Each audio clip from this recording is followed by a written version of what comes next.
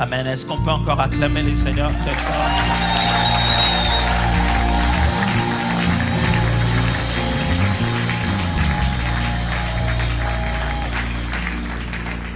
Amen. Merci beaucoup à la chorale. Merci. Merci beaucoup les gars. Nous pouvons nous rasseoir. Dans les quelques temps qui me restent, je voudrais partager avec vous. J'ai exprimé ma reconnaissance tout à l'heure. Là, je ne vais pas oublier d'avoir dit merci, vraiment, sincèrement. Merci au pasteur, merci à toute l'équipe. Sincèrement, merci. Je voudrais partager avec vous donc la parole de Dieu depuis ce week-end. Donc, c'était un vendredi qu'on a commencé. Le vendredi, on a commencé donc à parler de ce long, grand, gigantesque, énorme terme que le pasteur m'a donné, un grand devoir, qui consistait à parler donc de l'impact de l'adoration dans le combat spirituel, le prophétique, dans la vie de chrétiens. On a résumé cela dès le premier jour pour qu'on se comprenne en disant qu'on sera en train de parler de 3 grands concepts qui sont l'adoration, le combat spirituel et le prophétique. Et on s'est entendu le premier jour qu'on commencerait un peu à l'envers, on prendrait les autres concepts et placer l'adoration à l'intérieur. Donc le premier jour, on a vu où se trouve l'adoration dans le combat spirituel, et le second, on a vu où se trouve l'adoration dans le prophétique. Aujourd'hui, c'est enseigner plutôt sur l'adoration elle-même, c'est qu'elle est. En préparant ce message, je me suis rendu compte que il y aurait la possibilité d'en arriver jusqu'à... Mon souci, en fait, ça c'est moi l'humain, mon souci à moi, c'était qu'à la fin du message, vous soyez capable d'articuler l'adoration. C'est-à-dire, les gens se posent toujours la question sur qu'est-ce qu'on dit pendant le moment d'adoration. Ils sont un peu perdus, ils ne savent pas quoi dire. Je pense que finalement, je vais sortir un autre livre qui va être plus pragmatique sur ce point-là. Comment articuler qu'est-ce que l'on dit à chaque niveau de la célébration. Parce qu'après, certains mots qu'on trouve déjà dans les cultes à l'église nous confondent souvent. Vous savez, c'est la première fois que vous venez à l'église, vous voyez des gens en train de prier, de pleurer. Le modérateur arrive, il dit « Bon, bien-aimé dans le Seigneur, merci beaucoup d'être dans la présence de Dieu. Nous allons nous lever. » Tu te lèves, c'est la première fois que tu viens à l'église, tu as compris cette demande. Et puis quand il ajoute à cela en disant « Nous allons élever le Seigneur », tu te dis « Élever le Seigneur », on fait quoi pratiquement? Et tu regardes le voisin, il élève la main. Il dit, ah bon, les seigneurs avec les mains, bon, c'est la même chose. Élever les seigneurs, ce n'est pas élever les mains. Mais après, les modérateurs qui ajoutent, bien aimé, avec nos mains levées, nous allons nous plonger dans les profondeurs de sa présence. Tu es là, on plonge ici. Mais tu vois personne plonger. Et pendant qu'on était en train de plonger, déjà, le modérateur ajoute, vas-y, monte dans les hauteurs. Il dit, bon, finalement, c'est en bas ou c'est en haut? Et des fois, on ne se rend pas compte qu'on a un jargon ecclésiastique. On parle déjà d'une certaine manière. Et de fois, on ne se soucie pas de ceux qui entendent ça pour la première fois. Et même plus, de fois, on ne sait même pas si on dit la même chose. Mais puisque ce sont des termes qui sont déjà là, on les utilise souvent. L'idéal ici aurait été que chacun de nous comprenne exactement quand on dit élever le Seigneur, en quoi c'est différent de glorifier le Seigneur, en quoi c'est différent de magnifier le Seigneur. Vous voyez, toutes ces choses-là, c'est petit, il y a des petites nuances de rien du tout, mais qui sont tous dans la célébration et ça nous permettrait d'être intentionnels, de savoir ce que l'on fait. Mais ce n'est pas ce que je vais faire aujourd'hui. Non, pas du tout. Aujourd'hui, je me suis plutôt donné une orientation que j'ai appelée ça le parcours vers l'intimité avec Dieu. Je vais parler de l'adoration, mais je parlerai de ça dans l'idée de faire un parcours vers l'intimité avec Dieu. Ça va? Si on est prêt, vous connaissez les devoirs avant de commencer la prédication. Vous connaissez, voilà, chercher le voisin. Voilà, ceux qui ont compris déjà, ils ont commencé à comprendre. Chercher le voisin. Regardez si vous n'avez pas un voisin que vous avez eu le premier jour, le deuxième jour et le troisième jour.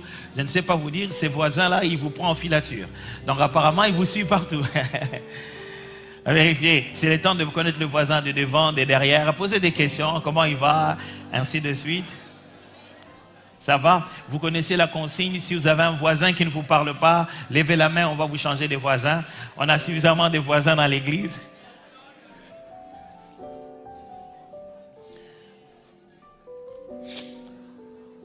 Vous me demanderez peut-être pourquoi je fais ça chaque fois avant de prêcher. Parce qu'il est important que lorsque nous sommes en train de de parler dans la présence de Dieu, vous devez savoir que il y a ce qu'on appelle une huile qui coule sur nous tous. Je vais utiliser encore un terme ecclésiastique, une onction corporative. C'est-à-dire qu'il y a le fait que Dieu, quand il fonctionne, à un moment, il ne fonctionne pas pour vous seul, il fonctionne pour nous tous au même moment. C'est déjà très complexe que je me lève ici pour prêcher une seule chose pour vous tous qui êtes différents. Chacun venant de chez lui, ayant une prière différente, une personne d'une autre. Mais moi, je dois prêcher une seule prédication qui doit correspondre à tous en même temps. Et lorsque le Seigneur répand quelque chose dans l'assemblée, il est bon que les cœurs et les esprits soient à l'aise les uns avec les autres. Parce que quelquefois, votre réponse ne viendra pas de la chair. Ça viendra peut-être juste d'un voisin qui tout à l'heure va prier pour vous, ou qui tout à l'heure vous regardera d'un certain œil, ou peut-être sa concentration sur le sujet, peut-être une meilleure bénédiction. Sa façon d'acquiescer, à un moment, vous allez vous dire, mais je suis où je suis, on dirait que quelque chose se passe ici et moi je ne passe ici, ça. On ne doit pas juste être assis les uns à côté des autres, on doit vraiment être dans l'unité du cœur et c'est une très bonne chose. Et puisque nous venons chacun à son temps du culte, on n'a pas toujours le temps de nous saluer, on n'a pas toujours... La communion fraternelle, ce n'est pas une chose qu'on fait après le culte. La communion fraternelle fait partie du culte. C'est un des moments importants du culte. Et c'est pourquoi de temps en temps, on doit nous rappeler ça. Parce qu'il y a de ceux, dès qu'on aura dit Amen, ils vont sortir. Et les frères et les sœurs flash, ceux qu'on n'attrape jamais à la fin du culte. Dès que vous dites Amen, il s'en va. Dis-moi, dans cette église-là, dès qu'on dit Amen, je prends mes claques, je m'en vais. Je ne veux pas des problèmes avec des gens. Oh, attends. Peut-être que nous, on ne veut pas des problèmes avec toi. Et quand c'est la fin du culte, on te laisse partir. Vous ne devez jamais croire que vous êtes là. Vous savez, on dit ceci. Même si vous trouverez la plus bonne église dans le monde, vous la rendrez mauvaise. Dès que vous arriverez, elle deviendra mauvaise. Pas parce que vous êtes mauvais. Parce que les êtres humains sont juste comme ça. Il n'y a pas d'église parfaite dans le sens d'imaginer que quand j'arrive dans cette église, on ne parle pas. Dans cette église-là, on parle de gens. Si on ne parle pas des gens, c'est soit Matthieu, soit Marc, soit Luc. C'est quelque part, on parle toujours des gens là où il y a des gens. Vous savez ce qu'on disait de Jésus? On disait qu'il était magicien, qu'il faisait tout ce qu'il faisait par Belzébul. Toi, on a simplement dit qu'on n'aimait pas trop tes coupes de cheveux. Et c'est suffisant pour ne plus venir là où nous sommes. Jésus, tout le jour, rencontrait des pharisiens. Il savait ce que les pharisiens pensaient de lui. Dans toutes les familles, c'est comme ça. Nous tous, on a des membres de famille. Vous savez, dans la famille, dans la grande famille, vous avez des membres de famille. Vous savez, quand il est là, tout le monde se donne un code. Parce qu'on sait que ces gars-là, il fait disparaître les choses. C'est un James Bond. Nous tous, on sait. Quand il est passé par là, on dit, mais est-ce que Frédéric était... Quand il y a un Frédéric, ce n'est qu'un exemple. Est-ce que Frédéric était passé? Oui, il faut que je voie mon argent. Où est-ce que je l'ai laissé? Mais ce n'est pas pour autant qu'on les chasse de la famille. Il y en a d'autres qui ne servent à rien, sauf à se battre. Quand on a un problème, on sait qu'il y a un grand frère qui dit, je vais appeler mon petit frère, va te tabasser. Il y a un grand frère, mais qui dit qu'il doit appeler son petit frère parce que dans la famille, on a tous quelque chose de différent. Et c'est cette différence qui permet la vie de l'église. J'aimerais donc vous encourager à rester dans l'église à cause de la différence. L'église, comment voulez-vous venir dans un garage et trouver des voitures qui fonctionnent? Dans le garage, il y a des voitures qui sont en panne. À l'hôpital, c'est les lieux de maladie. L'hôpital est l'endroit le plus sale au monde. C'est l'endroit où il y a plus de maladies au monde. Mais quand vous arrivez, c'est très propre d'apparence. Mais il y a des microbes dangereux. Il y a des gens qui ont été guéris de cette maladie, ils ont attrapé une autre en cours de cours. Mais c'est tenu avec un tel degré de propreté, mais c'est l'endroit où on accueille toutes sortes de maladies et de pourritures. Jésus ne nous a pas appelés ici parce qu'on était parfaits. Jésus nous a appelés ici parce que chacun était pas normal de sa manière. Mais il a dit, venez à moi, vous tous qui êtes fatigués. Si vous êtes fatigués de nous, sachez qu'on est fatigués de vous. Et puisqu'on n'est pas venu pour vous et que vous n'êtes pas venu pour nous, connectons-nous à Jésus. Il donnera la paix. Le sens de l'église, c'est ça en fait. Amen. J'espère que je n'ai pas choqué quelqu'un. Parce qu'au XXIe siècle, choqué, brisé, touché, déprimé, il y a des termes très graves. Quand les gens prononcent ça, on peut t'arrêter. Donc je ne vous ai pas choqué. Donc ça ne fera pas de dépression. Ça ne causera pas de traumatisme. On m'a traumatisé dans cette église-là. J'aime bien les termes. J'ai promis de parler donc du parcours de l'intimité. Comment on devient de plus en plus intime avec Dieu. Parce que ce mot-là revient beaucoup quand on veut parler de la relation. Je vais vivre une vie d'intimité avec Dieu. L'intimité, c'est la qualité d'une relation marquée par une confiance profonde, sans réserve de confidence. C'est la qualité d'une relation qui est marquée par une confiance profonde, sans réserve de confidence. Eh bien, cette relation-là est résultante de certaines expériences communes. Je répète, quand on dit intimité, c'est la qualité d'une relation marquée par une confiance profonde, sans réserve de confidence. Le synonyme d'intime, c'est, si vous voulez un seul mot pour intimité, c'est tranquillité propice au secret. On est à l'aise avec cette personne, qu'il n'y a plus de limites dans cette relation. On fait tomber le privé. Dans la vie, on vit toujours avec ces échelles-là de officiel, officieux, personnel, privé, interne. Mais l'intimité, c'est le fait que tout cela n'existe plus. L'intimité, c'est quand une personne n'a plus de protocole pour s'approcher devant toi. Là, vous devenez intime. Je dis que c'est une relation marquée par une confiance profonde. Un intime, on lui donne les clés, il va prendre il a ton code. Tu es rassuré que quand il est chez toi, il est dans ton cœur, il y prendra soin comme s'il était toi. C'est pour cette raison, le niveau le plus élevé de l'intimité sur la terre, les personnes deviennent une seule chair. Ça veut dire que quand on est intime, on n'est plus soi, on est lui aussi. Si bien qu'on ne peut pas à ce niveau-là bouleverser sa vie. Parce que sa vie est aussi ma vie. On ne peut pas toucher à n'importe quoi. C'est pourquoi ça fait mal quand une personne qu'on aime nous fait mal. Parce qu'il fait mal à notre vrai être. J'ai dit donc l'intimité, c'est la qualité d'une relation marquée par une confiance profonde, sans réserve de confidence, résultante de certaines expériences communes. Tranquillité propice au secret. Merci beaucoup les amis du média, franchement, vous êtes trop forts, maman.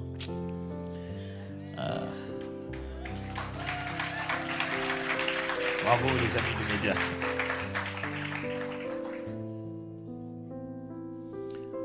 Vous pouvez beau dire que quelqu'un est votre ami intime.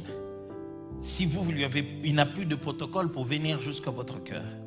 Si vous en avez encore pour arriver à son cœur, vous n'êtes pas son ami intime. C'est pourquoi dans la vie, c'est très difficile d'appeler quelqu'un ami sans être sûr qu'il vous appelle aussi ami. Il y a bien de gens qui se sont crus être des amis des autres. Et pour ça, ils ont tout lâché.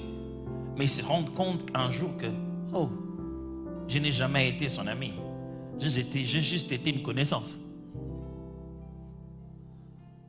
Je n'ai jamais été aussi proche que je l'ai pensé. Et ça fait très mal quand on se rend compte qu'on entend des choses chez des gens. On se dit, ah, mais moi je me suis toujours pris pour son ami, comment je ne sais pas ça? L'intimité, c'est cet espace où tu as droit de savoir, tu as droit de connaître à la minute, à la seconde. Et l'intimité, c'est bâti par l'expérience commune. C'est-à-dire que quelque chose que vous avez vécu ensemble renforce votre intimité. Je vous donne un exemple très simple, qui n'arrive jamais. C'est un exemple qui n'arrive jamais sur la terre. Si ça arrive, c'est peut-être chez nous, au Congo, loin en Afrique. Ça n'arrive pas ici, je précise. C'est l'exemple d'un homme qui travaille, qui a ses collègues de travail, et puis voilà. Et puis il est marié, il a sa femme, et puis il y a toujours cette collègue qui l'appelle de temps en temps. Sa femme lui dit, mais pourquoi l'appelle à 7 heures? Il dit, non, c'est ma collègue, c'est mon binôme. Donc on travaille très souvent. Et puis après, quand ils doivent aller en mission de service sur le terrain, ils partent en binôme. Je vous ai dit que ça n'arrive pas ici. Et ils partent en binôme. Et le soir, quand il y a une fête au boulot, on demande à tout le monde de venir avec sa femme et tout ça, il vient avec sa femme et quand il arrive, sa femme est presque laissée seule, il est là en train de rire avec son binôme. Et il raconte des histoires avec son binôme qui lui dit des choses de genre « Hey, tu te souviens de Dubaï ?» Il se met à rire avec son binôme. Et la femme va bien. Ça lui fait rien. Dans les films, oui. Dans la vraie vie, non. Parce que quand ils vont rentrer, ils vont lui dire « Dubaï. » Il s'est fait quoi à Dubaï là? Non, mais c'était juste... Pourquoi la femme se sent mal à l'aise?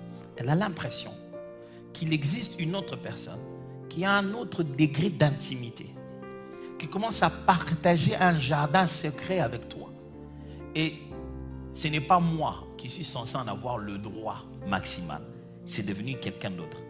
Et cette personne devient dangereuse. Parce que là où elle est en train de se rendre, elle peut débouter toutes les relations. Elle peut tout détruire. Pourquoi? Dis non, mais chérie, mais il faut pas commencer à penser des choses. On est juste allé au boulot. Après le boulot, on est allé manger ensemble. Plus vous continuez à vivre des expériences communes à vous deux, plus vous êtes en train de bâtir une intimité. Votre relation change de nature. C'est normalement à ce moment que les femmes devaient dire Amen. Mais elles risqueraient de pouvoir accuser leur mari. Alors elles s'égarent et disent je ne veux pas dire Amen, sinon on va croire que mon mari fait ça. Mais c'est juste que ça caille. Je lui dis souvent. Mais ça veut simplement dire que plus vous vivez une expérience, plus vous vivez des expériences uniques, communes, avec une même personne, plus vous bâtissez ce qu'on appelle la mémoire commune.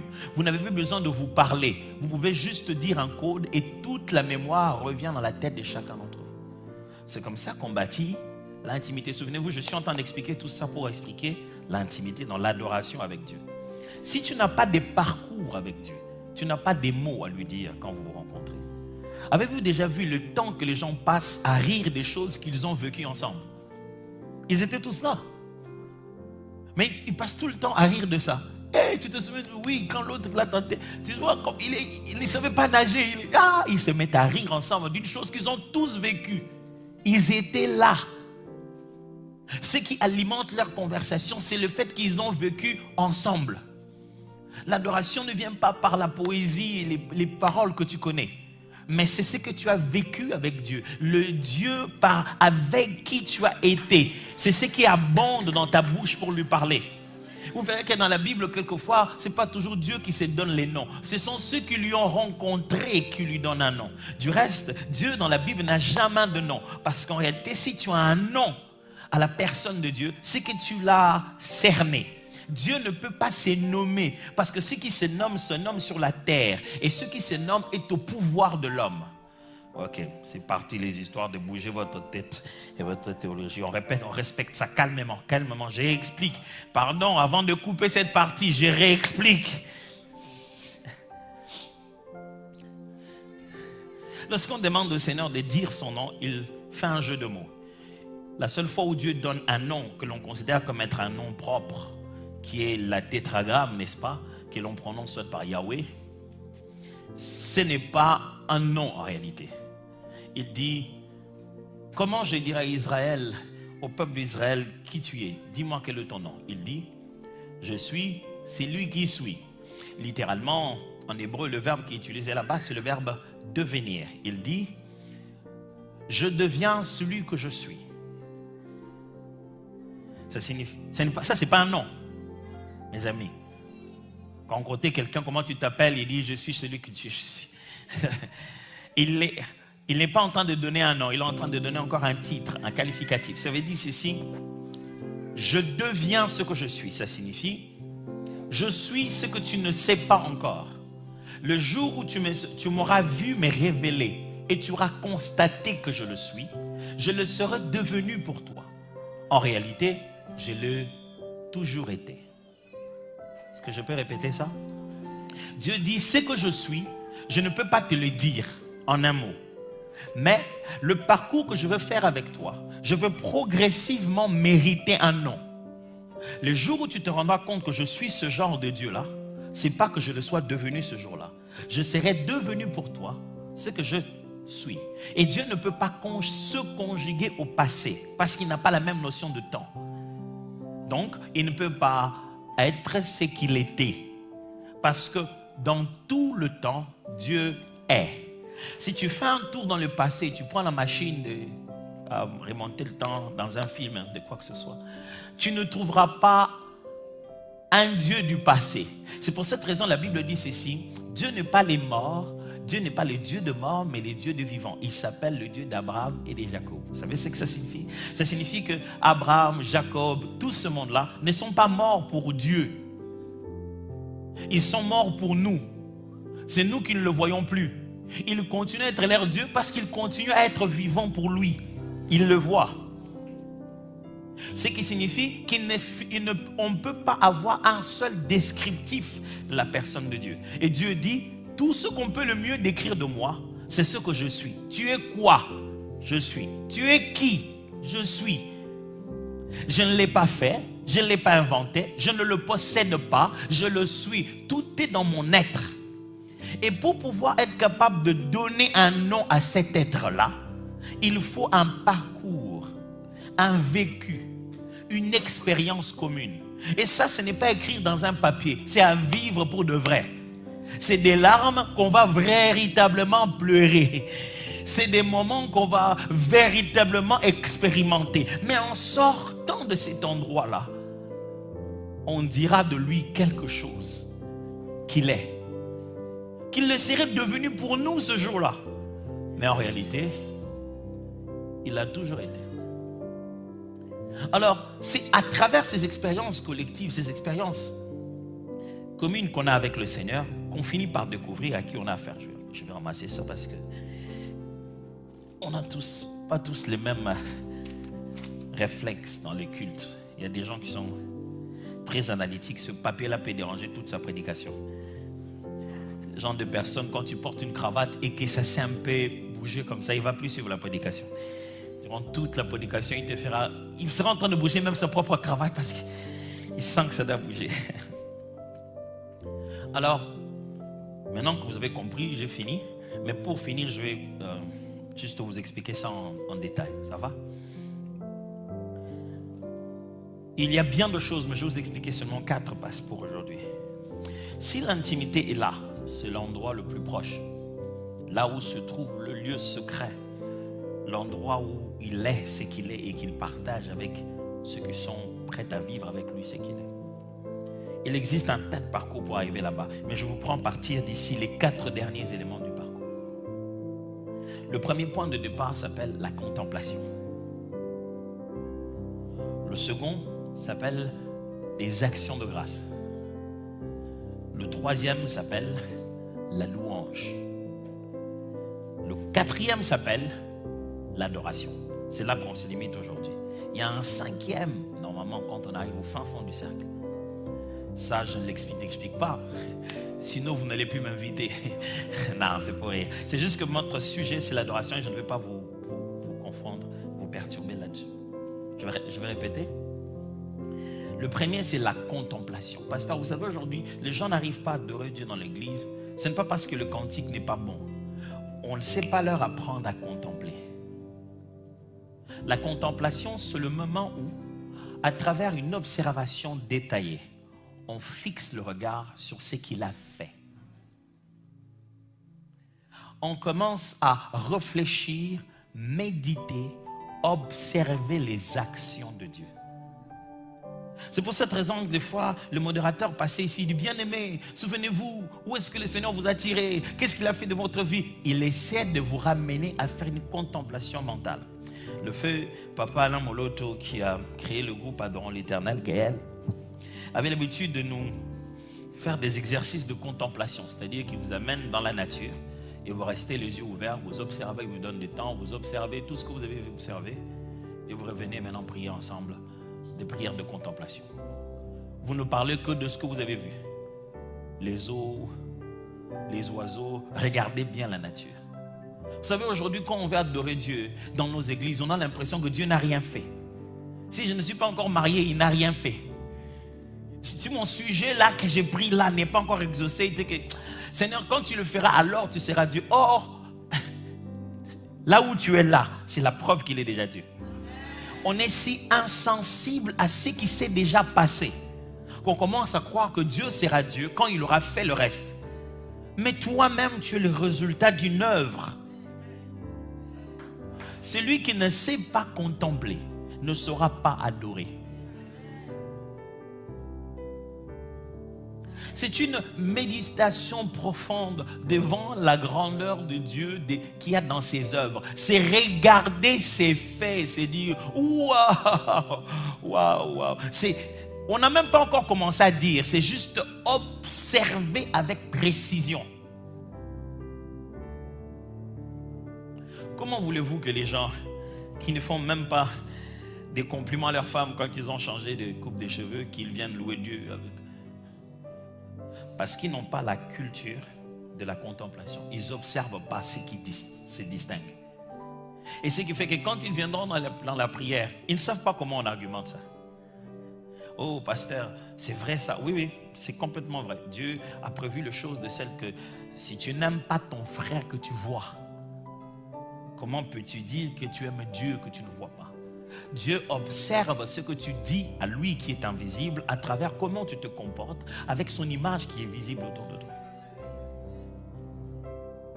J'ai du mal à imaginer un adorateur de Dieu, quelqu'un qui parle intime avec Dieu, être mauvais dans sa relation avec les autres.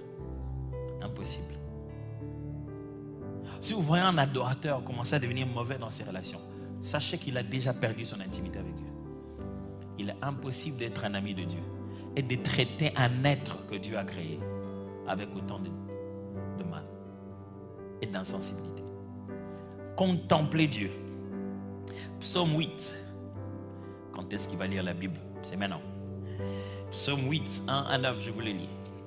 Au chef des chantres, sur Gutith, psaume de David.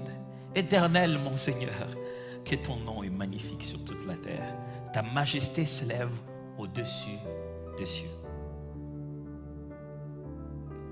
Par la bouche des enfants et de ceux qui sont à la mamelle, tu as fondé ta gloire pour confondre tes adversaires, pour imposer silence à l'ennemi et aux vindicatifs. Quand je contemple les cieux, ouvrage de tes mains, la lune et les étoiles que tu as créées, qu'est-ce que l'homme pour que tu te souviennes de lui, et les fils de l'homme pour que tu prennes garde à lui? Tu l'as fait de peu inférieur à Dieu et tu l'as couronné de gloire et de magnificence. Tu lui as donné la domination sur les œuvres de tes mains. Tu as tout mis sous ses pieds, les brebis comme le bœuf, les animaux des champs, les oiseaux du ciel et les poissons de la mer, tous ceux qui parcourent les sentiers des mers. Éternel, notre Seigneur, que ton nom est magnifique sur toute la terre. Il a dit, Éternel, notre Seigneur, que ton nom est magnifique sur toute la terre, 2 fois seulement, à l'entrée du psaume et à la fin. L'entièreté du psaume est maintenant faite de la contemplation. Mes amis, contempler. Les buts des cantiques, c'est moi, je voudrais parler quand même à la chorale, c'est à ce moment-là qu'il ne faut pas regarder la chorale. Donc le but du cantique, mes amis à la chorale, le but du cantique, ce n'est pas la mélodie et combien les gens vont bouger dedans. Il faut que les gens entendent ce que vous dites. Le but du cantique, c'est que les paroles qui sont prononcées provoquent la contemplation. C'est que ce que vous dites ne nous concentre pas sur ce que vous êtes. Ça nous concentre sur ce que nous avons expérimenté. Quand David dit « L'Éternel est mon berger », cette phrase vous impose une appropriation. Vous ne pouvez pas dire « L'Éternel est mon berger » et croire que vous êtes en train de dire « L'Éternel est le berger de David ». Impossible. Ou alors dites « L'Éternel est son berger ». Mais dès que vous prenez ce pronom, vous le donnez à vous en disant « L'Éternel est mon berger ». Vous avez l'obligation de l'appropriation. C'est pourquoi nous composons les cantiques à la première personne du singulier. Ce n'est pas pour dire toujours que c'est notre vie. C'est pour que chaque fois que vous chantez, vous appropriez de cette louange. Et à ce moment-là, vous puissiez abonder de votre expérience personnelle maintenant. Vous soyez capable de le dire avec vos propres mots. Ça signifie quoi?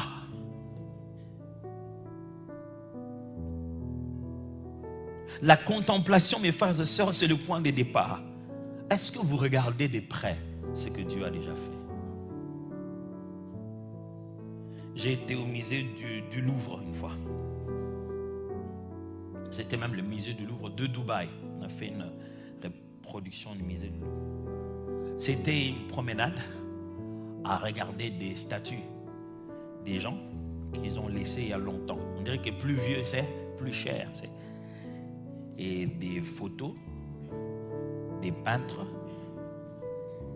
Les enfants, ils étaient ennuyés comme pas possible. Ils nous disaient, on regarde quoi vraiment? Je veux dire, vous êtes au musée du Louvre, mes amis. Les jours où vous direz à quelqu'un, vous êtes au musée du Louvre, il va vous prendre pour quelqu'un de très important. Mais moi, je ne sais pas ce qu'on fait ici, mais marchons seulement. Bien sûr que j'ai appris à apprécier l'art et tout et tout. Je regardais les peintures. Je me dis, mais bon, on va dessiner quelqu'un sur un cheval. Je peux faire ça aussi. Mais quand je m'approche, je dis, wow, c'est comme si on a imprimé ça. Non, on n'a pas imprimé ça. Comment à cette époque, cette personne a pu faire ça sans toute cette technologie, dessiner sur ces toiles comme si c'était de la peinture imprimée?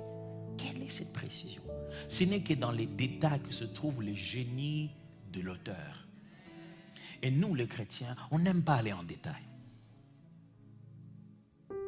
On s'est dit, aujourd'hui c'est mon anniversaire, je rends grâce à Dieu. Chaque fois que c'est mon anniversaire, ma mère m'appelle. Elle m'appelle le matin. Mélie, allô mon fils. Ma mère, je ne sais pas, c'est l'âge maintenant, elle m'appelle son grand frère. Elle me dit, grand frère, je dis, depuis quand maman, je suis devenu ton grand frère? Les mamans, elles savent quoi faire avec leurs garçons. Hein? Elle dit, oui maman. Elle dit, à 7 heures normalement, les premières douleurs pour que tu viennes sont arrivées. Elle me raconte ça à chaque jour de mon anniversaire. J'ai envie de dire, maman, c'était pas ma faute. Tu vois, j'ai dit, qu'est-ce que tu essaies de me dire? Mais avant, je me disais, bah, maman m'ennuie avec son truc. Mais après, j'ai commencé à regarder qu'est-ce qu'elle me disait vraiment derrière ces phrases. J'ai commencé à comprendre qu'elle me disait, tu n'aurais pu jamais exister en fait. Si vous n'êtes pas dans les détails, vous ne serez pas un adorateur. Parce que l'intimité demande de regarder les détails. Et les détails, c'est l'œuvre de la contemplation. Vous voulez devenir des adorateurs, regardez ce que Dieu a déjà fait en détail. Pas seulement qu'il a fait dans votre vie, qu'il a fait dans cet univers dans lequel nous sommes, mes amis. Dieu ne s'est pas trompé, mes frères. Dieu est un auteur très intentionnel. Il sait pourquoi il a fait qui comme ça. Non, s'il vous plaît, n'observez pas l'Internet. Éteignez la machine. Regardez les fiscs dehors. Regardez seulement ce vent. Regardez pendant quelques secondes. Puis il y avait le soleil. Puis c'est devenu noir. Puis ici en plus c'est la neige. Donc j'étais arrivé ici en mars la première fois. On dirait que dans ce pays, on ne sait jamais, il peut neiger n'importe quand. On n'est jamais à l'abri des... Voilà. Les matins, tu te réveilles comme ça, il fait un peu frais, tu te dis, il va neiger, je suis sûr. Et moi qui habite Bromont là-bas, même quand chez les autres, il n'a pas neigé, chez nous, il neige toujours. Mais j'étais là en train de me dire, wow, c'est quoi cette histoire de neige? Quelle idée! Comment ça se fait, les neiges? Le Dieu qui a donné aux cristaux qu'il y a dans les neiges un caractère unique. Chaque boule de neige détient à l'intérieur des cristaux qui sont uniques et qui ne peuvent jamais se répéter. Pensez qu'il est épuisé dans ses potentiels pour pouvoir résoudre un problème comme le vôtre. Vous savez ce que nous on a fait? On a fait l'inverse. On contemple tellement l'adversaire que notre Dieu devient petit. On contemple tellement nos problèmes qu'on n'arrive plus à adorer le Seigneur. Vous savez, celui qui est aveuglé par la grandeur de Dieu n'a pas de place à voir l'ennemi. Je suis trop occupé à glorifier. Je suis trop occupé à le voir grand. C'était ça la différence entre David et les autres militaires. Les militaires voyaient Goliath, ils se disent mais non, ces gars, franchement, quand Goliath commence à parler, chacun s'enfuit de sa manière. J'ai toujours imaginé les militaires là. Ils voient leur chef, celui qui leur donne les punitions les plus difficiles. Quand ils voient Goliath, même lui aussi, il disparaît. Il est où les gars là qui nous fait faire beaucoup de pompes? Goliath était là, non, va te battre. Mais un petit garçon arrive, dès qu'il arrive, voici la première chose qu'il dit. Qu'est-ce qu'on va donner à celui qui va écraser cet incirconcis? Non, c'est fraîche. David, on te connaît, arrête. Il est le seul à l'appeler incirconcis. Le seul. Tout le monde l'appelle Goliath le géant. Lui, il l'appelle Goliath l'incirconcis. Pourquoi? Parce qu'il voit sa véritable faiblesse. Ce n'est pas la grandeur de cet homme qui est sa force. Sa faiblesse, c'est qu'il n'a pas le Dieu qui est avec moi. Et que la force d'un homme n'est pas dans sa taille, mais dans son alliance. C'est pourquoi le petit David d'un Dieu grand a battu le grand Goliath d'un Dieu petit. Mes frères, on n'observe pas. On ne contemple pas. On ne s'arrête pas sur ce qui est déjà fait. Qui sur la terre voudrait qu'on fasse que lui demander des choses à faire et on ne s'arrête pas sur ce qu'il a déjà fait. Imagine-toi le matin, on vient te dire seulement, non mais pourquoi les enfants sont sales? Mais pourquoi la maison? Mais je t'avais dit qu'à un moment tu vas péter les plombs. Il dit, mais finalement dans cette maison, quand tu entends seulement une femme dire, finalement dans cette maison, prends les clés et sors. Parce que ça va commencer à attaquer dans tous les sens. Personne n'aimerait qu'on fasse que lui ajouter des tâches, des demandes, des besoins, sans jamais s'arrêter sur ce qui est déjà fait. Et avant toute chose, il s'agit juste de les observer. C'est ce qu'on appelle de la contemplation. Et le psalmiste le dit très bien. Quand je contemple les cieux, ouvrage de tes mains, je me dis, mais l'homme, c'est quoi? Je regarde le ciel, je regarde la mer, je regarde toutes ces grandes choses. Je me dis, qu'est-ce qu'est l'homme? Pour que d'abord, tu le crées peu inférieur à toi et tu lui donnes de dominer sur tout ça. On est qui finalement, Dieu? Non, mais ton nom est magnifique. C'est basé sur quoi? Juste une contemplation.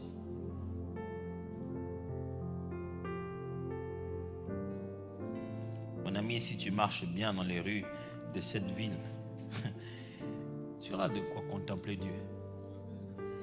Tu dis, hey Seigneur, ces moments, je suis quelque part en train de chercher où brancher l'électricité. Il n'y a pas de courant. J'ai un TP. Et il n'y a pas de courant. Et Seigneur, je te rends grâce. Hein. Ces moments, je suis à l'arrêt de bus en train de chercher. Quel bus nous fera faire demi-terrain? Mais ça, tu as oublié. Tu es déjà là. Maintenant, c'est la prochaine chose qui te concerne plus. Pourtant, Jésus, une fois, les disciples sont dans la barque avec lui, ils sont en train de se plaindre. Qu'est-ce qu'on va manger? Est-ce qu'on n'a pas de provision? Jésus entend ça, il dit, mais c'est quoi cette affaire? Est-ce que vous avez oublié avec qui vous êtes? Vous vous souvenez des pains et des poissons? Combien j'en ai multiplié? Et le miracle de pain et de poisson a été fait 2 fois dans la Bible. Il dit, mais vous ne vous souvenez pas de ça? Comment vous pouvez être là maintenant? Parce que vous manquez la provision. Mais vous avez celui qui multiplie le pain et le poisson. Parce qu'en ce moment, vous n'en avez pas encore. Vous vous comportez comme si ça ne s'est jamais passé. Ça, c'est les chrétiens. Pendant que Dieu n'a pas encore fait, il se comporte comme s'il ne l'a jamais fait. Il n'y a pas d'ingratitude comme ça. Mes frères, votre attitude de cœur ne remplace pas vos mots. Même si vous dites, oh Dieu, Seigneur, je crois en toi. Mais l'attitude de votre cœur dit, Seigneur, cette histoire-là aussi, depuis je demande. Si tu vas faire, tu fais. Si tu ne veux pas faire, tu ne fais pas. C'est l'attitude du cœur. Et je vous ai dit, une fois qu'on a contemplé, on entre dans les actions de grâce. J'aime bien comment le français appelle ça action de grâce. C'est puisque ça dépasse juste 2 mots. Les actions de grâce, ce n'est pas juste des paroles, des remerciements.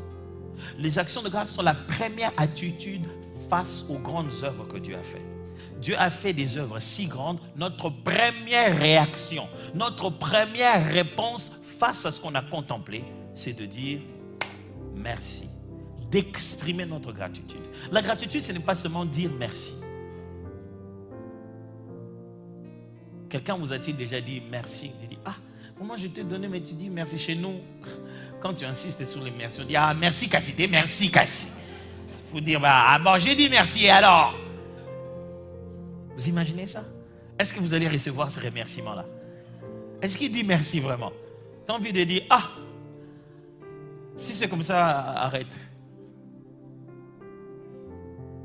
Qu'est-ce qu'il a à faire, Dieu, avec les remerciements? Il a tout à faire. C'est la preuve que c'est lui la source. Avant de commencer à aller loin, Dieu veut juste voir dans ton cœur de la reconnaissance. La capacité de se dire, Dieu sans toi, tout ça ne se serait pas fait. On pense qu'on a étudié nos propres études, on a notre diplôme, on a eu notre mariage, on a tellement de choses qu'on appelle nôtres, qui ne sont pas nôtres. Commencez à enlever le facteur Dieu dans cette équation. Tout le reste tombe. Je vous assure. Oh non, j'ai fait mes études. Vous n'avez pas fait vos études. L'Éternel vous a donné le souffle de vie, la bonne santé, les moyens de pouvoir faire ces études-là. Tout ce que vous avez fait, vous le devez à Dieu. Absolument. Et Dieu est prêt à donner à quiconque revient avec la gratitude. La gratitude, c'est comme de l'investissement. Quand Dieu a fait une chose, ne va pas tout bouffer. Commence par prendre d'abord la gratitude. Ramener, s'aimer là-bas. Et chaque fois que tu amènes une gratitude, Dieu opère la multiplication. Je ne vous l'invente pas. Un jour, on amène les pains et les poissons à Jésus. Jésus faisait des miracles graves. Il leur donnait des choses. C'est la seule fois où Jésus n'ordonne rien. La Bible dit, on lui donna les pains et les poissons, il leur rendit grâce et les distribua. Jésus n'a à aucun moment ordonné la multiplication de pain. Jamais. Il a juste pris le pain, il a juste rendu grâce. Après, le pain s'est multiplié.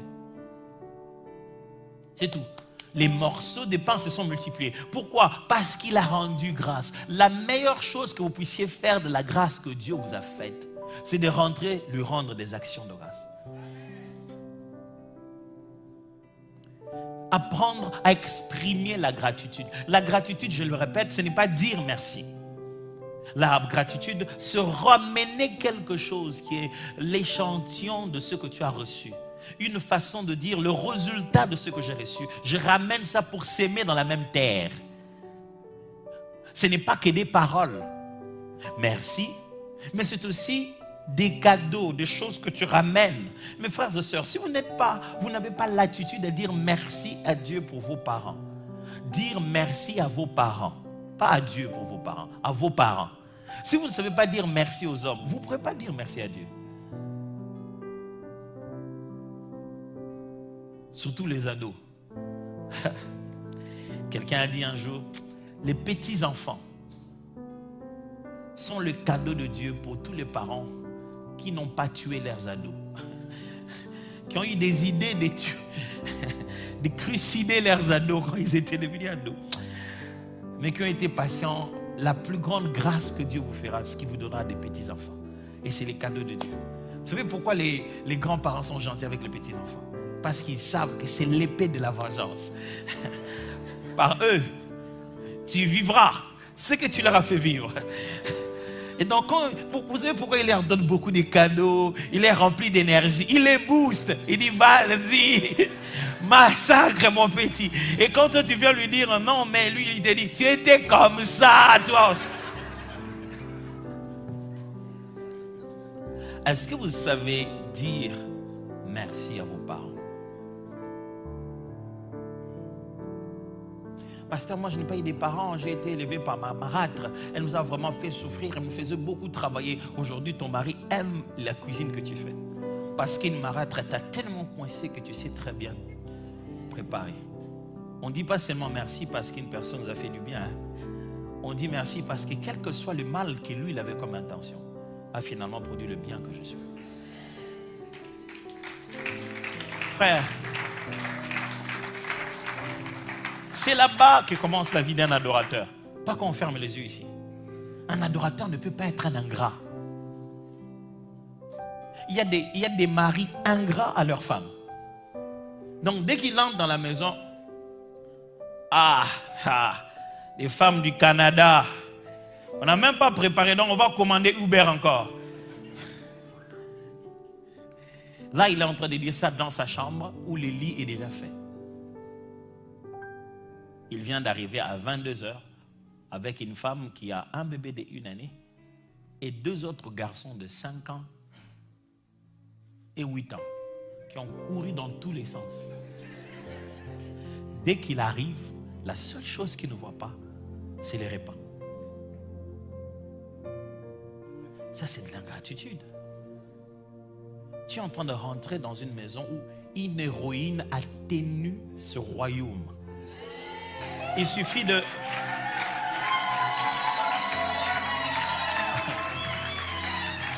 Ah, il fallait juste dire ça pour avoir ça. J'aurais dû commencer par là. Il suffit de 1 heure avec ces mêmes enfants. Vous allez les chasser. Vous allez leur donner à chacun des appareils, des téléphones. Toi, tiens, tu vas tout leur donner juste pour qu'ils se calment. Est-ce que vous savez dire merci à votre femme? Pas pour les repas, pour être là. Entre nous. Tu es difficile. Vous savez, les hommes, ils se fâchent contre les repas. Moi, c'est juste 1 année après le mariage que j'ai arrêté de me fâcher contre les repas. Tu sais, quand tu te fâches, tu dis, tu es énervé, tu dis rien. Bon, vous, ça vous arrive pas, moi, ça m'arrive, prier pour moi, mais je m'énerve aussi. Je dis, ah non, je ne suis pas d'accord. Bon, je ne crie pas, hein, j'ai une attitude pour ça. Les hommes, quand ils sont fâchés, ils vont commencer par frapper par les silences de l'homme. Ils disent rien. Et j'étais comme ça silencieux, je dis rien, ma femme prépare, je boude, je ne mange pas. Mais la nuit, j'ai faim. Je ne sais pas pour vous, mais moi, la nuit, j'ai faim quand je n'ai pas mangé. Donc, il faut s'élever sur les pointes des pieds, aller manger pendant qu'on était fâchés. À partir de ce jour-là, j'ai dit officiellement, quand je suis fâché contre toi, jamais contre la nourriture. Donc, je suis très énervé en train de manger. Je mange jusqu'au bout et je continue. Est-ce que vous savez dire merci? Est-ce que vous savez donner quelque chose qui est l'expression de remerciement? Ce n'est pas dire merci. Quelquefois, c'est juste une carte. J'ai vu une fois, un jour, une vidéo d'une femme qui attendait son mari qui vient au boulot. Dès que le mari arrive, frappe à la porte. Dès qu'il arrive, la femme avait une fleur, il donne au mari, elle ferme la porte. Et puis elle ouvre la porte. Oh, merci chérie pour la fleur. Rien que pour lui dire, t'amènes jamais rien ici si ce n'est que t'énerver. Moi, franchement, je n'ai jamais su, ça vous fait quoi les fleurs? Laissez-les dans le jardin. Mais ce n'est pas parce que je n'aime pas ça ou je n'ai aucune admiration de ça que je ne peux pas le donner à celui qui l'admire. Toi, tu ne veux pas de fleurs, mais donne-la lui, elle veut les fleurs. C'est ça la gratitude. Il en va de même pour votre mari. Les plus grands cadeaux qu'on donne à un homme, ce ne sont pas des chaussettes, entre nous. Les femmes, quand elles veulent te donner un cadeau, c'est des chaussettes et des sous-vêtements. Elles ne vous donnent que des choses intimes. Genre, quand vous leur donnez des cadeaux, c'est des chaînettes, des bagues, des trucs à voir. Elles montrent à leurs amis. Non, ça c'est beau, regarde. Mon fiancé m'a donné ça. Ce que tu lui as donné, il faut qu'il dise quoi à ses amis.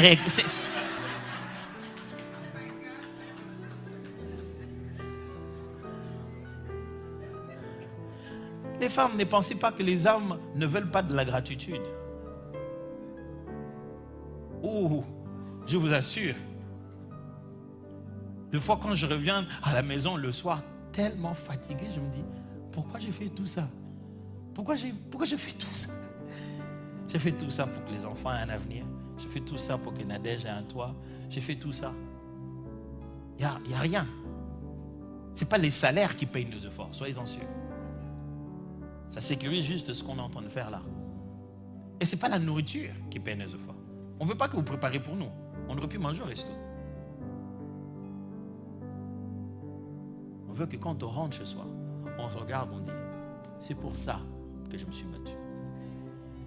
Ça, le chef ne m'a pas dit merci. Personne ne m'a vu comme ça. Tout homme qui entre chez lui veut se voir comme un héros. Si vous ne savez pas exprimer la gratitude aux hommes, vous ne saurez pas l'aider aussi dans la prière. C'est pour ça quand on commence le début du culte, vous voyez la chorale, les gens ont du mal à décoller. Vous devez chanter des chants, les faire danser. Ils n'ont pas contemplé et ils n'ont pas de gratitude. Ils ne voient pas pourquoi dire merci. Ils veulent d'abord, vous savez, il n'y a rien qui étise les gens dans la prière que comme on cite le mot démon. Dès tel qu'on est là, je dis bien aimé, je sens une mauvaise présence ici. Nous allons nous lever, on va chasser. Vous allez chasser même dans les vides. C'est-à-dire vous tapez seulement au nom de Jésus. Tout esprit qui est dans ces lieux, au nom de Jésus. Ah! Dès que je dis bien aimé, on va exprimer notre gratitude à Dieu, on va dire merci.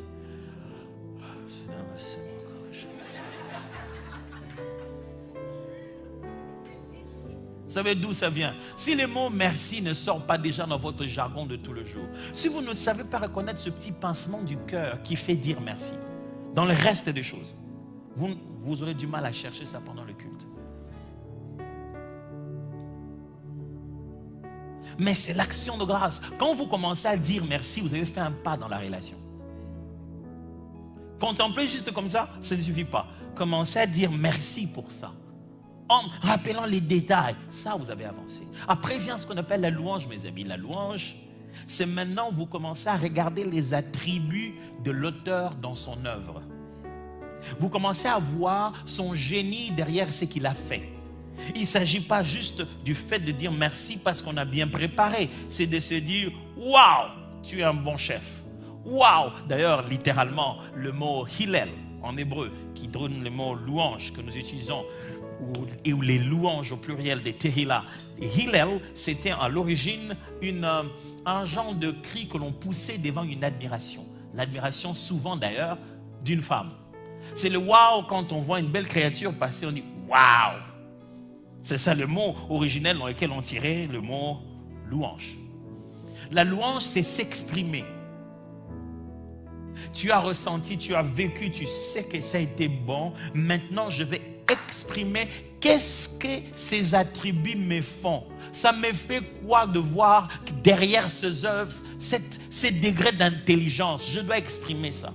J'entends des gens dire, vous savez, nous, quand on a la louange, on n'aime pas s'agiter. Hein? Moi, je loue Dieu dans mon cœur. On ne loue pas Dieu dans son cœur. On place la louange dans le cœur, mais le mot louange n'a de sens que lorsqu'il est exprimé. La louange est l'expression de ce que tu ressens là.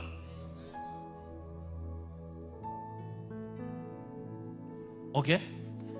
Je vais vous mettre au défi. Je vais vous demander de conjuguer le verbe s'élever avec action. Qui peut tenter? Ah, vous voyez? Quelques-uns ont compris. Merci beaucoup.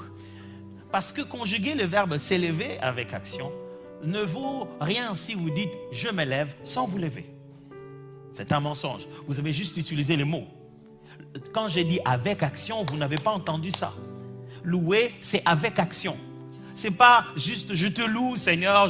Non, non, non. C'est-à-dire il faut exprimer cela. C'est pourquoi ça vient, que ça soit le sourire, que ça soit les danses, que ça soit des larmes, que ça soit les mains levées. Quelque chose doit s'exprimer en vous. C'est ce qu'on appelle une louange. Si déjà à la maison, elle dit des choses de genre, moi, quand ce n'est pas bien, je dis. Moi, quand quelque chose n'est pas bien, je dis. Quand c'est bien, je ne dis pas. Ça veut dire que tu comprends que c'est bien. Qu'est-ce que tu veux qu'ils disent dans la louange? Il ne sait pas louer. Il ne sait pas louer. C'est seulement quand vous savez dire à quelqu'un ce qu'il est derrière ce qu'il a fait que vous commencez à attirer son attention. Il dit, waouh, mon cher, je vois ce que tu as fait. Vraiment, tu es très intelligent. Je suis très épaté par toi. C'est comme ça qu'on se rapproche de quelqu'un. N'est-ce pas? N'est-ce pas les dames? Voilà. C'est quand quelqu'un, comment vous sentez qu'il vous parle maintenant des attributs liés à vous. Parce que pas seulement de votre beauté physique, ainsi de suite. Il commence à retrouver qui vous êtes. Moi, il n'y avait rien qui m'est stressé pendant mes fiançailles avec Nadège. Quand tout le temps, je ne sais pas pourquoi les femmes font ça. Il ne faut pas beaucoup faire ça. Vous pouvez nous faire piquer une crise. Elle me posait de temps en temps la question. Tu sais, je voulais savoir pourquoi vraiment tu m'as aimé. Et une autre fois, il te pose encore la même question. Je me dis, est-ce que c'est un interrogatoire? Tu veux savoir si je vais donner la même réponse? Je me suis dit, je dois écrire ça quelque part pour ne jamais oublier. Et puis, il y a cette question. N'ose jamais dire seulement, oh non, je trouve que tu es belle et tout ça là. Et donc, c'est-à-dire, quand je vais grossir, tu ne vas plus m'aimer. Et si j'ai maigrissé, tu vas m'aimer. Arrêtez de nous faire des options pareilles. Vous n'avez jamais aimé une femme, hein, si vous ne savez pas combien c'est difficile. Frère, est-ce que quand vous venez à l'église, vous vous exprimez? Arrêtez de forcer à la chorale de vous forcer. C'est-à-dire, nous forçons à la chorale de nous forcer. Chantez-nous quand même quelque chose qui nous... Le but de louange, ce n'est pas vous. Vous n'êtes pas les consommateurs de la louange. On chante le louange pour que vous et nous chantons la gloire du Seigneur. Les louanges ne sont pas des cantiques de réchauffement. En réalité, c'est en vain qu'on se tient ici pour se regarder, vous regarder. On devait nous tous nous tenir ici parce que l'audience est céleste. C'est Dieu qui reçoit. Et quelquefois, parce que vous êtes là et que nous, on est ici, vous pensez qu'on chante pour vous. Non, on ne chante pas pour vous, on chante pour Dieu. Vous êtes dans la même équipe que nous. Nous ne devons pas avoir amené ça jusqu'à un niveau où vous avez bien aimé, alors vous pouvez vous y mettre. Non. Parce que vous ne faites ça que 2 fois la semaine quand vous venez au culte. Et le reste du temps, vous adorez Dieu comment? Si vous avez tout le temps besoin de nous, vous adorez Dieu comment? Et quelle chorale Adam avait besoin lorsqu'il a été créé? Seul pour adorer Dieu. La louange, mes amis. C'est pour ça qu'on dit danser. Même si tu n'es pas le meilleur danseur, fais même un pas. Non, moi je ne sais pas chanter. Qui a dit que Dieu est en train de faire un test de musique? Chante comme tu chantes là. Parce que ce qui touche Dieu, ce n'est pas la bonne voix, mais la bonne vie qui vient avec. Même si tu es oh Seigneur, je te glorifie. Les choses qui vont se faire dans cette voix rogue, mais avec une vie sincère qui élève la gloire de Dieu, ça va vous bouleverser.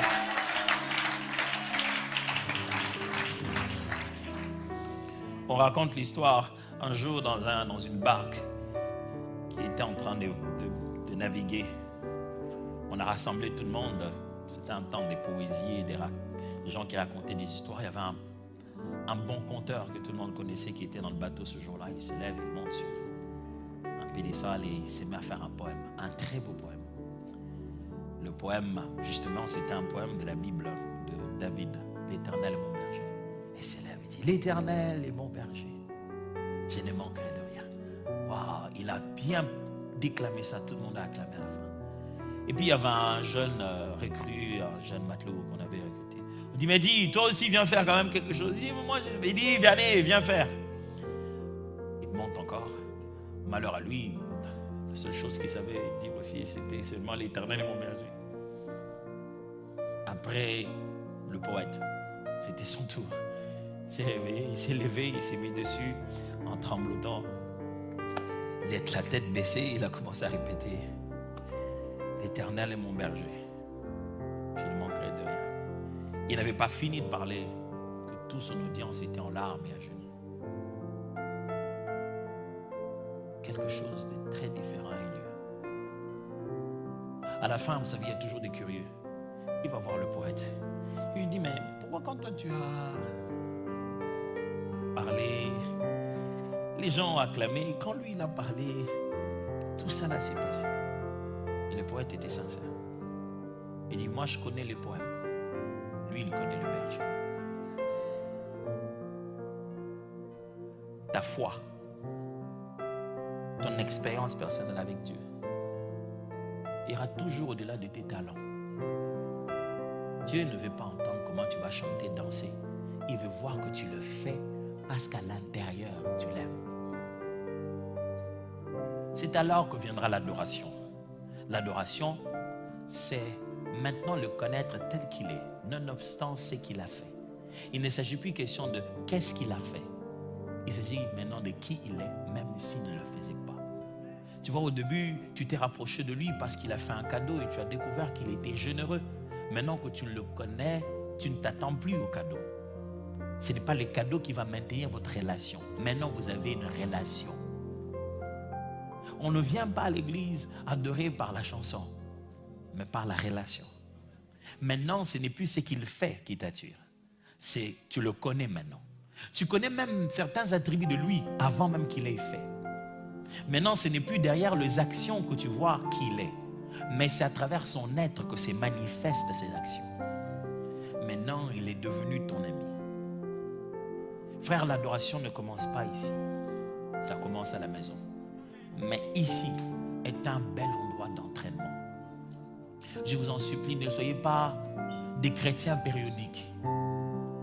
Dire ceux qui viennent de temps en temps à l'église quand Ces derniers temps-là, ils pensent qu'il faut venir. Cet endroit, c'est un quartier général. C'est ici qu'on se remplit des munitions avant d'aller se battre là-dehors. Vous ne pouvez pas aller en guerre sans jamais rentrer dans la minuterie. Il faut de temps en temps rentrer pour aller chercher des munitions. Vous risquez d'en perdre là-bas. Ici, c'est l'endroit où on se réchauffe pour garder notre flamme après là-dehors. C'est comme ça depuis les premières heures de l'église.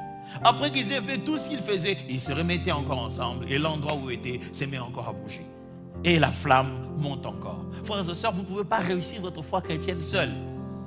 Vous avez besoin d'une église locale. Vous avez besoin d'un endroit où on fait ça pour que vous puissiez vous entraîner à le faire. Ne vivez pas votre foi chrétienne comme un membre d'un parti politique. Votre présence à l'église, ce n'est pas une voix. On dit une voix, non? Une voix. Parce qu'une et un, des fois, qui a commencé à faire ces choses-là, qui voit une partie et un, et puis l'autre c'est la partie, l'autre c'est le... Ah, bon, on va respecter. Ne vous promenez pas comme ça, comme si vous êtes membre ici, vous leur donnez votre voix, si vous êtes membre. N'ayez pas l'esprit des syndics. L'assemblée, c'est un endroit où Dieu vous a connecté. Je peux vous assurer, vous ne grandirez jamais dans toutes les églises. Impossible. Il y a toujours une onction que Dieu a donnée pour vous connecter à vous pendant cette saison de toute votre vie. Moins de connexion vous avez, plus de perturbations vous avez dans votre vie. Restez le plus proche que possible de cet endroit-là, de ce moment-là. Jésus était clair. Quand il arrive, il dit son job description. Il dit, l'Esprit du Seigneur est sur moi et m'a oint pour apporter la bonne. Il dit à qui il va apporter quoi. Alors quand on se plaint, ah quel Messie, le Messie des pauvres, c'est pour ça qu'il était venu. Dieu ne nous envoie pas tous. C'est pour cette raison il y a plusieurs églises. C'est un peu comme des salles de classe. Ce n'est pas parce que c'est une école que vous y avez mis votre enfant. Vous ne mettez pas votre enfant dans toutes les écoles. Il y a une école qui correspond au profil intellectuel de votre enfant, au genre de passion qu'il a. C'est parce que vous savez que dans cette école, il va grandir. Une église, c'est comme une école. Comment voulez-vous réussir sans fréquenter? Vous ne fréquentez pas l'école. Comment voulez-vous réussir? Frère, j'aimerais vous encourager. Si vous voulez vivre cette vie d'adorateur, le mot adorateur apparaît au Nouveau Testament, toujours au pluriel. Le but, c'est que Dieu voit un peuple. C'est pourquoi quand il nous apprend à prier, il ne dit pas, quand vous priez, dites, mon Père qui est aux cieux. Non, Jésus insère dans notre pensée, dès la première prière, que le sens de la prière est dans la force collective. Il dit, quand vous priez, dites, notre Père qui est aux cieux, que ton nom soit sanctifié. Pardonne-nous nos offenses. Il veut qu'on sache qu'on n'est pas seul. Il veut que ça soit quelque chose qu'on fasse collectivement. Je vous en supplie. Revoyez votre façon de vous entraîner à l'adoration. Moi, j'ai appris à adorer Dieu, pas parce que j'ai prié seul, parce que je priais avec des gens. Je me souviens quand on priait avec Papa Alain Moloto. Quand nous prions, il priait presque pas. On priait, il était là, il mimait, vous pouvez à peine entendre des paroles. Quand il levait un peu plus sa voix, c'est à peine que vous l'entendez parler en langue. Hey, chante. Il va passer des heures à parler comme ça. On dirait qu'il le faisait exprès. Quand nous tous on est épuisés d'avoir trop crié, il se met à parler. Quand il se met à prier, j'ai envie de dire à Dieu, Seigneur, efface ce que moi j'ai dit. Prends, et tu vois comment lui il a dit. C'est comme ça normalement que je voulais le dire. Mais j'ai manqué de mots. Mais prends ce que lui il dit, mets ça sur mon compte. C'est-à-dire que vous passez le temps juste à dire Amen, Alléluia. Yes, c'est comme pour dire, ouais, c'est exact. Oh Seigneur, il a bien dit ça. Restez dans un climat comme ça, restez dans une atmosphère comme ça, c'est contagieux, mes amis. C'est contagieux. Ne restez pas dans le monde solitaire d'aujourd'hui. Non. La foi chrétienne, c'est vie ensemble. On se contamine à ce moment-là, ça renforce encore. Ça nous renforce avant que nous puissions aller là où nous devons aller. Il en est de même pour la louange. Mes amis, les choristes, on attend beaucoup de vous quand vous venez conduire le culte ici. On s'est dit que d'une certaine manière, votre ministère va nous permettre de mieux exprimer notre adoration. Alors je vous en supplie, vous devez vous-même voir le buisson ardent avant de venir nous présenter ce même Dieu. Ne répétez pas la musique, répétez l'adoration. Quand je suis prédicateur, je ne vais pas juste répéter les textes que je vais dire. Je vais prier. J'ai passé du temps avec ces textes-là. Je ne prépare pas juste l'exposer. Je me prépare dans la prière. Aujourd'hui, les musiciens, la répétition est à peu près parce qu'ils sont arrivés en retard, ils ont fait à la va-vite. On n'a pas bien fait. Malheur à eux si les gens qui dirigent sont des chantres. Donc les instrumentistes vont souffrir, vont se battre à leur manière pour trouver des bons breaks pour arranger ça. La nourriture qu'on présente les dimanches est déjà un peu à peu près. On n'y a pas pris assez de temps. La répétition, ce n'est pas un endroit où on vient apprendre. La répétition, c'est un endroit où on vient associer les éléments. Quand le répertoire est connu, chacun doit répéter à la maison. Si ce que vous faites à l'église, vous le faites qu'à l'église, vous ne le faites plus pour l'église. Ça devient une présence. Si les intercesseurs n'intercèdent qu'à la réunion d'intercession, ce ne sont pas des intercesseurs, ce sont des participants de la réunion d'intercession. Un intercesseur, c'est celui qui a pour but de rester à la brèche devant le Seigneur à tout moment. C'est ce qu'il est. Si on entend votre voix qu'à la répétition, vous n'êtes pas chantre, vous êtes participant aux répétitions des chantres. Même votre propre mari à la maison, on ne vous entend jamais chanter. On ne connaît même pas quelle musique vous chantez, quelle musique vous écoutez. On vous voit même jamais avec des écouteurs en train d'écouter la musique. C'est soit vous êtes sur Netflix, soit vous êtes, et la prochaine chanson, vous allez la prendre ici. C'est nous qui vous apprenons le nom de ces musiciens-là. Les politiciens, ils connaissent quand même les politiciens. Vous, les prédicateurs, on connaît quand même des auteurs. Comment vous connaissez pas vos propres domaines?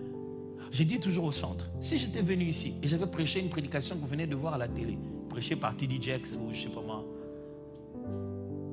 Stephen Furtiss ou quoi que ce soit. Ça c'est vraiment la prédication. J'avais vu ça, dit, les pasteurs n'est plus inspiré. Hein. Il a juste en train de prier. Ça c'est la chose qu'il avait dit à Teach hier, non? Il n'est plus inspiré. Mais vous, qu'est-ce que vous faites? Tout le jour. On connaît les chansons que vous avez chassées. C'est de l'album d'un tel. On sait que ça c'est la chanson du pasteur Tom. On sait que ça c'est la chanson. Vous ne faites que nous chanter les chants des autres. Hein?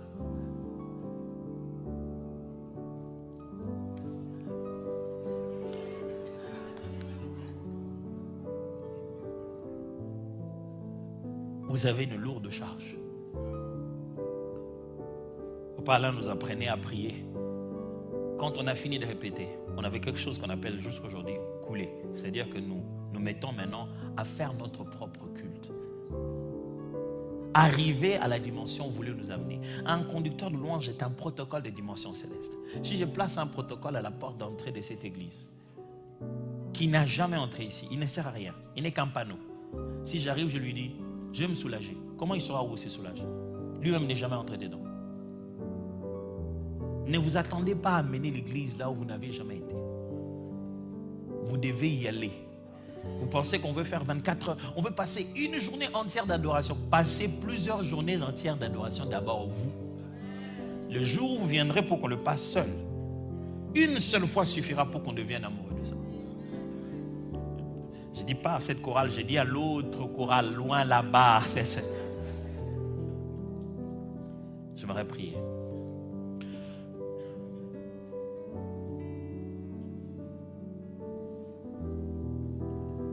J'aimerais vous donner un devoir aujourd'hui. Il y a des enfants qui doivent exprimer leur gratitude à leurs parents. Aujourd'hui, n'allez pas dormir. Ne passez pas cette semaine qui a commencé sans envoyer un message, un SMS à votre père, à votre mère, peut-être qui est loin d'ici. Mais si vous ne savez pas exprimer la gratitude aux hommes que vous voyez, j'ai du mal à comprendre. Qu'est-ce que vous entendez par gratitude à Dieu? C'est pourquoi on s'est dit qu'à l'église, on ne fait que vous endoctriner, on vous dit des choses qui n'ont... Comment voudrez-vous être adorateur régulier tous les jours à l'église sans dire merci? Je regarde sur les YouTube, je regarde comment les gens massacrent des hommes de Dieu. Il suffit qu'il ait commis une erreur, ça s'appelle tout de suite scandale. Les gens dans l'église, ils commettent des péchés. Les pasteurs commettent des scandales. Et quand ils n'ont pas commis des scandales, personne ne les remercie pour la sanctification qu'ils mènent. Je veux que cette semaine, vous appreniez à dire merci. Pensez-y, dites merci. Exprimez votre gratitude vis-à-vis de votre pasteur. Jésus disait, je me sanctifie moi-même pour eux. Il y a des endroits où votre pasteur ne se rend pas, des associations qu'il ne fait pas pour vous. Il ne peut pas juste aller là-bas parce que ça va revenir sur vous.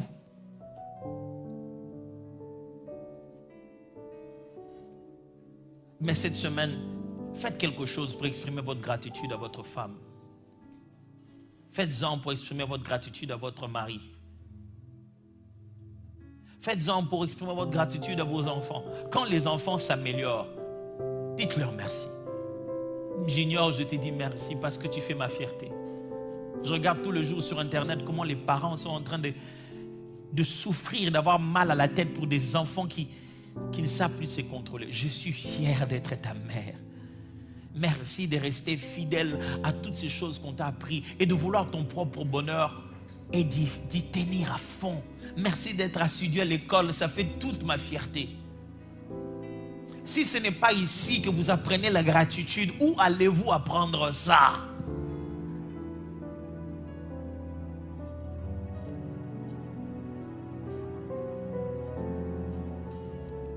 J'aimerais juste que nous puissions, pendant un moment, juste dire merci à Dieu d'abord. Disons merci à Dieu. Et vous savez comment on fait? On commence d'abord par contempler. Contempler d'abord sa bonté. Regardez pendant un moment tout ce qu'il a fait. Dieu Tout-Puissant, quand mon cœur considère tout l'univers créé par ton pouvoir, le ciel, la terre. Vous connaissez la chanson. Les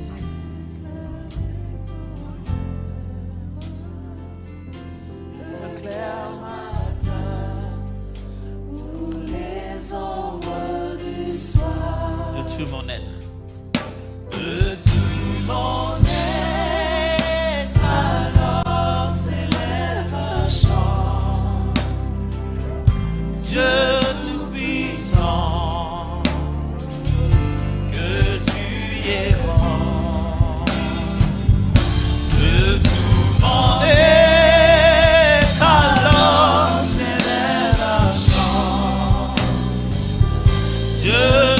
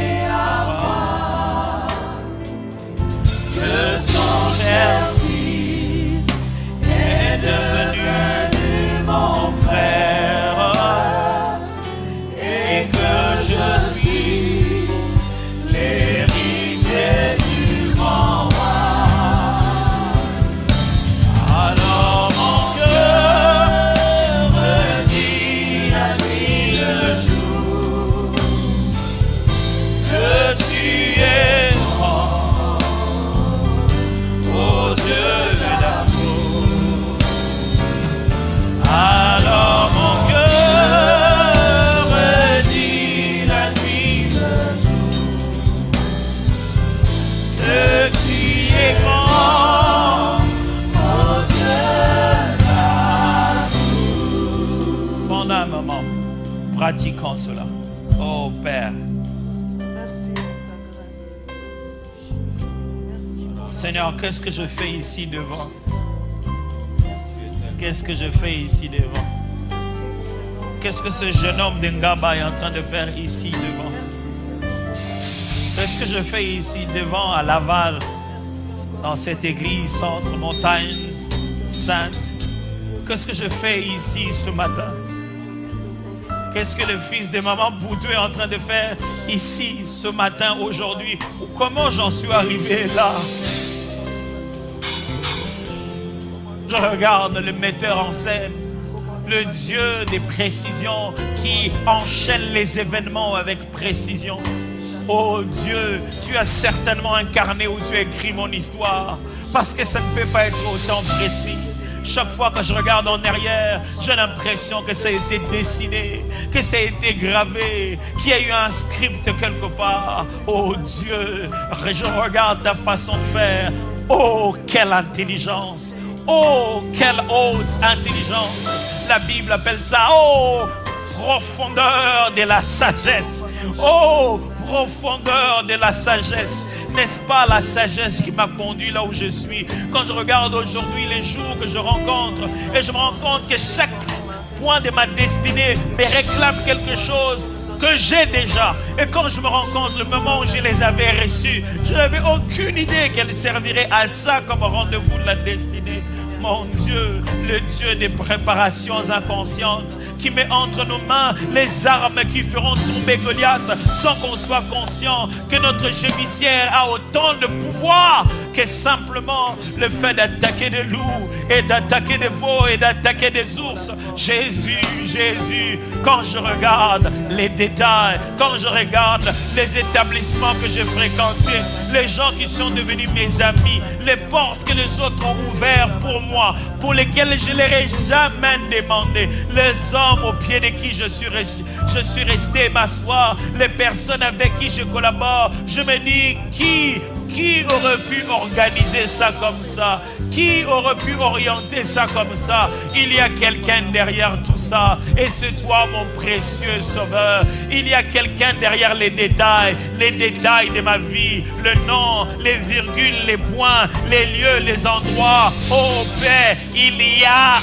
des détails. Si je vais au détail près, les jours, les années, les choses tombent si juste, comme si quelqu'un avait calculé derrière. Ce n'est pas un algorithme, il n'y a pas une intelligence artificielle, il y a un Père rempli d'intention de voir ses enfants être en bonne santé.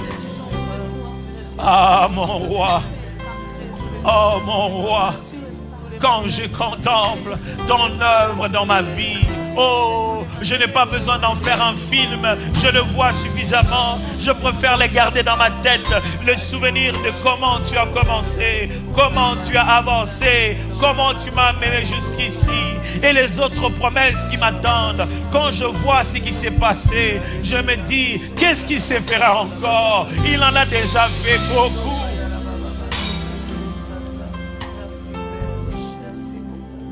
Merci pour ce que tu as fait. Mon Dieu, qu'est-ce que j'ai à te donner en retour? Merci pour ce que tu as fait. Heureusement que tes bontés n'ont pas de limites des pays. Ça traverse les frontières. Ça arrive à des endroits où je n'aurais jamais pu arriver. Mon Dieu, je te dis merci. Merci de continuer à conduire un homme rempli de faiblesses comme moi. Un homme qui s'est fait des promesses qu'il ne les tient pas. Un homme qui s'est dit demain je serai plus fort et qui des fois n'y arrive même pas. Je te dis merci de continuer à conduire ce vase d'argile, oh mon Dieu. Je te dis merci de continuer à me faire confiance, à croire que quelque chose de bon peut sortir de moi. Je te dis merci de continuer à me faire confiance, à continuer à investir en se disant finalement ça va donner quelque chose de bon. Merci de ne jamais être épuisé en me concernant. Heureusement qu'un matin tu ne viendras pas dire j'en ai marre de toi. Oh Dieu, merci de ce que tu es si patient.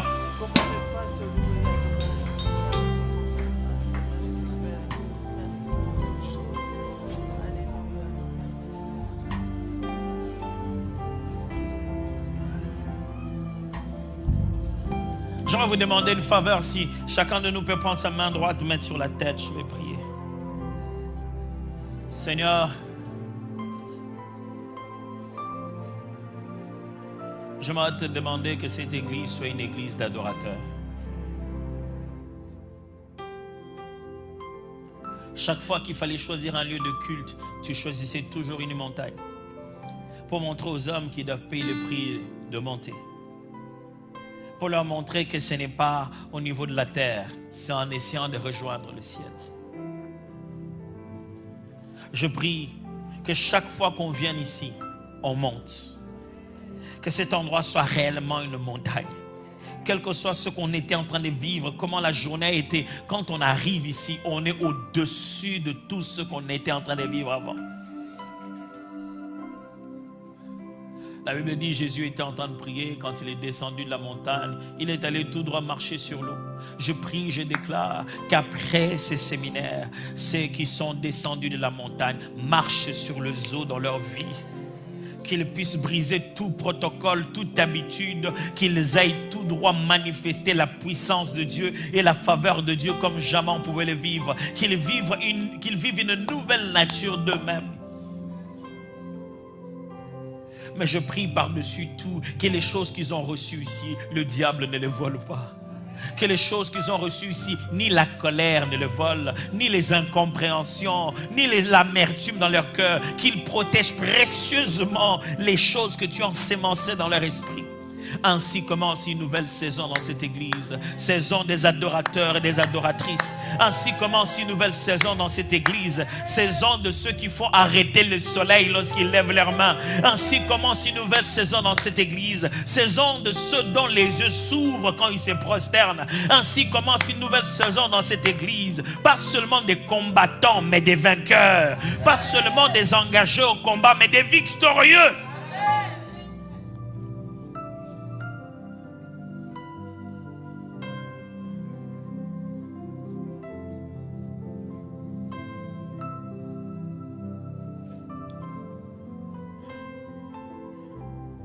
Père éternel, les adorateurs à la maison, heureux doivent être des maris qui ont épousé des adoratrices. Heureuses doivent être des femmes qui ont épousé des adorateurs.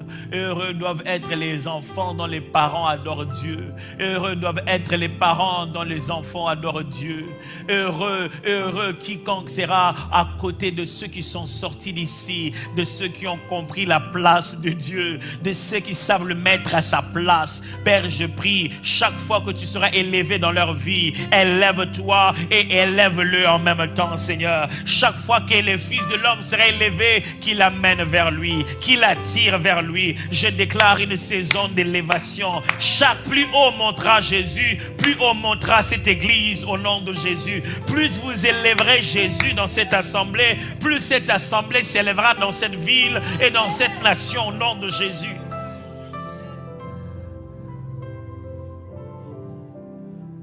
Je prie et je déclare, plus grand tu verras Dieu, plus petits vont devenir tes problèmes, plus fixe tu regarderas vers Dieu, plus tu seras aveuglé de tes problèmes et tes difficultés. La grandeur de ton Dieu anéantira l'adversité autour de toi.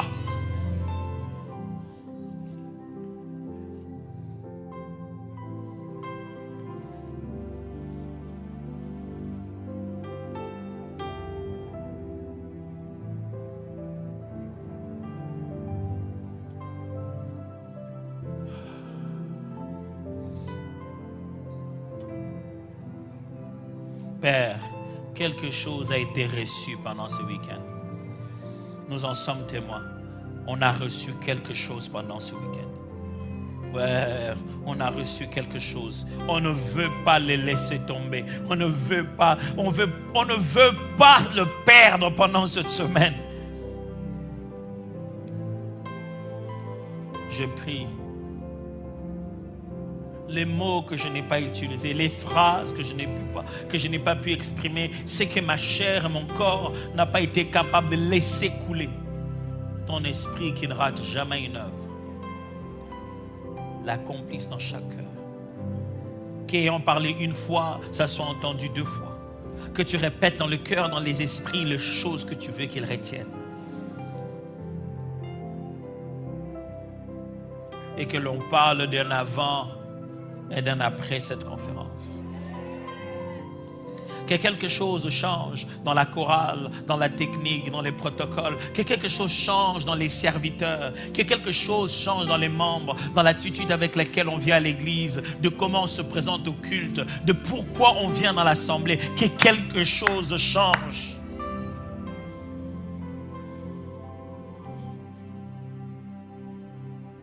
Je prie, Père, que cela glorifie ton nom. Que cela nous donne conscience que tu reviens bientôt, Jésus. Que cela nous donne confiance que ce monde n'est que passager et que nous avons un rendez-vous plus grand où nous serons prosternés pour toujours, où nous l'adorons parce que nous l'aurons vu tel qu'il est.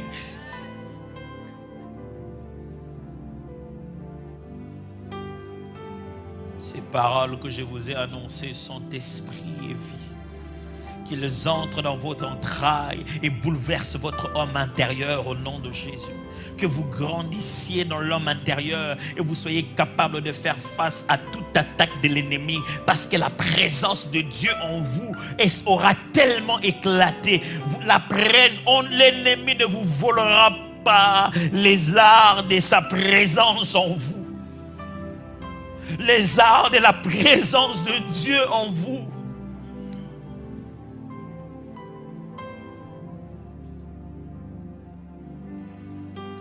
Je paralyse toute œuvre de la distraction dans ta vie. Je paralyse toute stratégie de l'ennemi pour pouvoir venir voler ces flambeaux de feu que Dieu t'a remis. Au nom de Jésus-Christ de Nazareth. Car le Seigneur a ouvert grandement la voie. Va et distingue-toi. Va et distingue-toi. Est-ce que quelqu'un peut acclamer le Seigneur ce matin?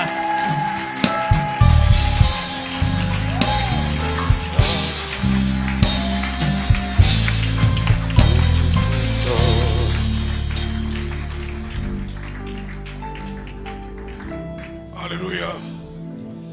J'aimerais inviter ceux qui sont assis à se lever, s'il vous plaît. Est-ce que nous pouvons, alors que nous sommes maintenant tous debout, apprécier ce que le Seigneur a fait pendant ces 3 soirées? Gloire à Jésus, gloire à Jésus. Amen. Alléluia. Qui a été béni comme moi? J'aimerais maintenant que nous puissions prier pour l'orateur. Amen. On va prier pour le docteur Adams, on va prier pour son épouse, ses enfants biologiques, spirituels. On va prier pour que le Seigneur continue à l'utiliser puissamment. Toujours avec cette humilité, avec cet engagement, et que le Seigneur augmente sa dose de sa puissance dans son serviteur. Est-ce qu'on peut diriger nos mains vers l'orateur? On va prier que le Seigneur le bénisse, que le Seigneur bénisse sa famille, comme je venais de dire, biologique, spirituelle, que Dieu l'amène encore plus haut, que le Seigneur l'utilise puissamment. J'avais invité mon épouse à faire la prière. Élevons nos voix, prions le Seigneur. Éternel Tout-Puissant, nous manquons des mots à te dire parce que ce que tu as fait pour nous depuis ces 3 jours est très grand. Merci pour ton serviteur, le docteur Adams, que tu as fait venir de loin, mais qui est venu nous apporter une parole de vie. Seigneur, nous le bénissons. Père céleste, qu'il ne manque de rien. Éternel, prends soin de lui, prends soin de son épouse, prends soin de ses enfants biologiques comme de ses enfants spirituels. Seigneur, que ton serviteur ne manque de rien.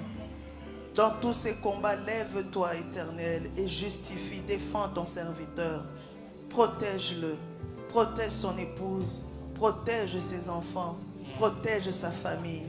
Souviens-toi, Seigneur, du zèle avec lequel et l'humilité avec laquelle il est venu nous apporter ta parole. Tel que tu as béni son départ, bénis son retour. Nous refusons toute mauvaise nouvelle, loin de lui dans le nom de Jésus. Sur son chemin de retour, nous annulons tout accident, tout incident. Mais nous voulons qu'il retrouve sa famille en sécurité. Que la bénédiction, la paix, la bonne santé soit sur lui. Éternel, garde-lui. Donne-lui le repos de tous côtés. Seigneur, protège ses biens. Protège son ministère également. Merci, Seigneur, pour cette parole qui nous a fait du bien. Fais de cette grande assemblée Montagne Sainte une maison de prière, mais également une maison de vrais adorateurs. Ceux qui adorent le Père en esprit et en vérité. C'est dans le nom puissant de Jésus que nous te disons merci et nous t'acclamons, toi le roi des rois. Gloire. Alléluia.